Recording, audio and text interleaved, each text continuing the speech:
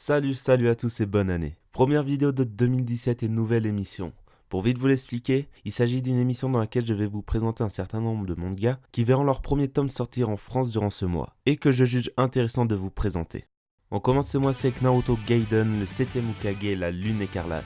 Il s'agit d'un nouveau spin-off en one-shot de Naruto, et de toute façon tout le monde se doutait que malgré la fin de la série originale, Naruto n'est pas fini pour autant et un certain nombre de spin-offs sont à prévoir, mais surtout on se doutait qu'un tome de transition entre Naruto et Boruto était probable. Et je reconnais que ça me fait plaisir de replonger dans l'univers de Konoha. L'époque trouble des guerres ninja est dorénavant loin. La paix s'est installée durablement sur la surface du globe. Alors qu'une nouvelle génération de shinobi voit le jour à Konoha, voilà que des aides malfaisants dotés de Sharingan préparent un complot dans l'ombre. Leur cible semble être Sarada Uchiwa, la fille de Sasuke. Le temps qu'on y est, autant continuer avec le nouveau spin-off de Zelda, The Legend of Zelda Twilight Princess.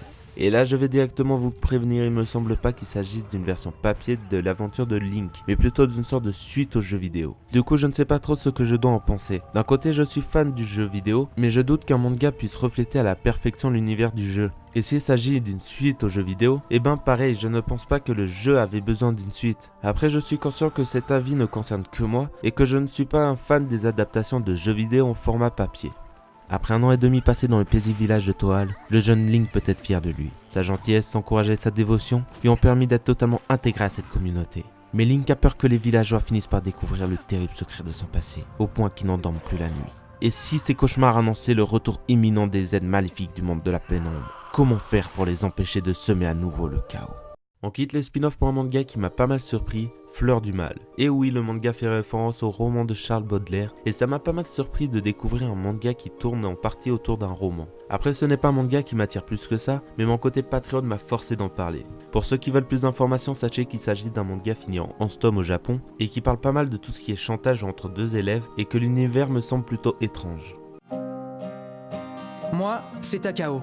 Je suis au collège et tout m'ennuie dans ce monde étriqué. Seule la lecture me sert d'évasion. Ça et rêver de Nanako, que j'observe de loin sans oser l'aborder.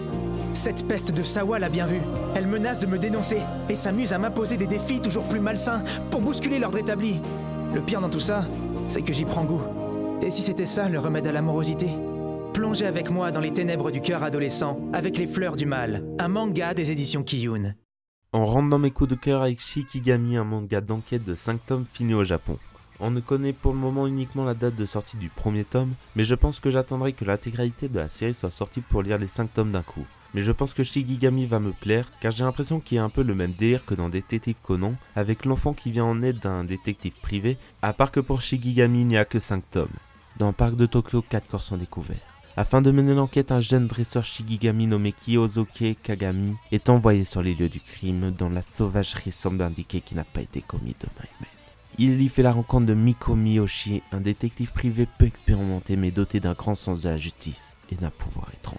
Tous deux décident alors d'unir leurs efforts pour retrouver le coupable.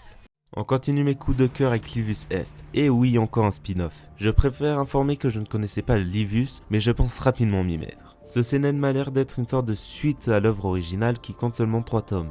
Donc on peut dire qu'après 2 ans d'absence, Livius est de retour. Le seinen est plutôt sombre et se déroule dans un futur où les crèves de membres robotiques sont devenues courantes. Ce manga a l'air vachement cool mais surtout original, même si je pense que pour lire ce premier tome il faut mieux avoir lu Livius.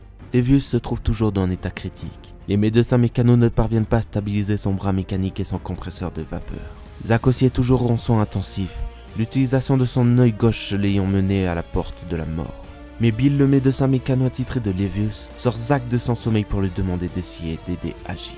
Et on finit ce mois-ci avec mon coup de cœur ultime, Ex-Humans. Sachez qu'il s'agit du seul manga de ce mois-ci que j'ai déjà en vue avant de me renseigner sur les nouveautés manga du mois. Et en ce qui concerne l'histoire, on reste un peu dans l'esprit des gros mangas de l'année 2016, c'est-à-dire avec des personnages qui ont des capacités spécifiques et qui vont s'en servir pour protéger leurs proches, mais aussi pour protéger les autres personnes telles des super-héros.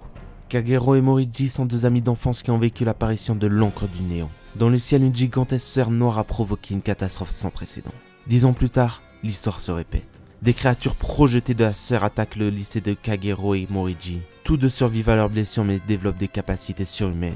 Devenu un Humber, Kagero n'hésitera pas à consumer la flamme de sa vie pour protéger ceux qu'il aime, parfois d'elle-même.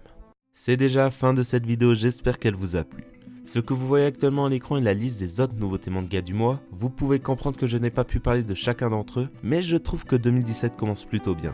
En tout cas, j'espère que ce nouveau type de vidéo vous plaît. En tout cas, sachez que pour moi, ça m'a énormément changé des Manga Times et je prends du plaisir à découvrir des vingtaines de mangas, mais aussi à vous en faire découvrir. En tout cas, dites-moi si ça vous a plu en lâchant un pouce bleu et si vous avez des conseils ou remarques à me faire, ça se passe dans les commentaires. Et bien sûr, abonnez-vous pour pas rater le manga actu de février qui arrivera fin janvier. Sur ce, je vous dis à la prochaine. Ciao.